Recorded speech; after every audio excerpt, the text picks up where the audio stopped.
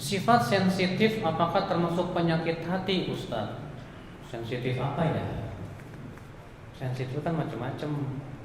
Sensitif cepat marah, sensitif cepat sedih, ya cepat tersinggung, kan sensitif banyak, Pak. Ya. Kalau maksudnya itu cepat tersinggung, nah ini harus dipelajari kenapa, Pak. Saya kok Ustaz cepat tersinggung ya, Ustaz ya? Oh, biasanya orang cepat marah itu banyak faktor. Faktor yang pertama mungkin karena gaya hidupnya ya kurang tidur malam, akhirnya cepat marah. Atau kurang makan, lapar, cepat marah juga. Atau tidak terpenuhi syahwatnya, istrinya lemah syahwat, akhirnya tidak terpenuhi syahwatnya, cepat marah juga. Atau makanannya, Pak, tiap hari makan kambing mulu, ya pantesan. Ya udah kalau begitu makan aja bayam kangkung. Ya. Dari sifat makanan bisa menjadi faktor itu. Maka supaya kita bisa menahan amarah, bagaimana caranya? Pertama, kita harus menghilangkan sebab-sebabnya dulu. Kita pelajari sebab-sebabnya itu. Yang kedua, kita ingat keutamaan menahan marah. Kata Rasulullah SAW apa? Man kadhama ghaidan wa huwa qadirun ala an yunaffidha da'ahu Allahu yawmal qiyamah ala ru'usil khalaiq fa khayyarahu Allahu min al-huril ma syaa. Siapa yang mampu menahan amarahnya sementara ia mampu untuk menjalankan amarahnya itu, maka pada hari kiamat Allah panggil dia di hadapan seluruh manusia. Lalu ia diperintahkan untuk memilih dari bidadari surga yang dia mau. Kata Rasulullah SAW, laisa syadidu bisur'ah. Bukanlah orang yang kuat itu orang yang bisa mengalahkan orang dalam pergulatan. Wa innama syadid alladhi yamliku nafsahu indal ghadab. Tapi orang yang kuat itu yang bisa menahan dirinya di saat marah. Nah, ketika dia ingat tentang keutamaan-keutamaan ini, insya Allah dia bisa. Makanya ada seorang laki-laki datang ke Rasulullah, ya Rasulullah, sini berikan saya wasiat ya Rasulullah. Kata Rasulullah, jangan marah. Berikan saya wasiat yang lain ya Rasulullah, jangan marah. Berikan saya wasiat lagi ya Rasulullah, jangan marah.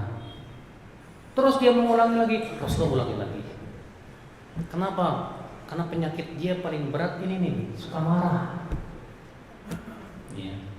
Makanya kita dengan cara seperti itu insya Allah, Pak. Di saat kita marah segera kita ucapkan a'udzubillahi minasyaitonirrajim. Kata Rasulullah, Rasulullah waktu itu melihat ada dua sahabat yang sedang berantem. Salah satunya sangat marah. Kata Rasulullah, inilah a'lam kalimatan law qalaha la dhahaba anhu ma yajid. Aku tahu sebuah kalimat kalau ia ucapkan insya Allah hilang kemarahannya. Apa itu? A'udzubillahi minasyaitonirrajim. Kalau tidak hilang, berubah sikap. Tadinya berdiri, duduk, kalau enggak berbaring, berwudu, sholat sana, supaya hilang, Pak. Jangan diperturutkan kemarahan, bukan enggak ada manfaatnya. Ya. Karena kalau misalnya antum marah, lalu antum babet sana sini, kira-kira menyelesaikan permasalahan enggak, Pak? Enggak, bahkan tambah runyam itu masalah. Antum marah sama istri, antum tampar dia, ya, apa kira-kira istri jadi baik setelah itu? Belum tentu. Bahkan mungkin istri semakin menjadi-jadi sama antum. Maka kemarahan bukan solusi. Assalamualaikum warahmatullahi wabarakatuh. Alhamdulillah wassalatu wassalamu ala Rasulillah wa man tabi'ahum bi ihsanin ila yaumil qiyamah, amma ba'd. Wa minal ma'lum bahwasanya membaca Al-Quran fadluhu azim, keutamaannya sangat besar, dan ini adalah silah penghubung antara seorang hamba dengan Rabbnya Allah Azza wa Jal.